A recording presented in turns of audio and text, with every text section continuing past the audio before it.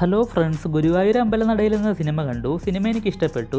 ഒരു comedy family entertainment എന്ന ജേണറിനോട് maximum നീതി പുലർത്തി തന്നെയാണ് വിപിൻ ദാസ് സിനിമ ഒരുക്കിയിട്ടുള്ളത്. പൃഥ്വിരാജിൻ്റെ ആനന്ദേട്ടനായുള്ള പെർഫോമൻസ് തന്നെയാണ് ഏറ്റവും വലിയ ഹൈലൈറ്റ്.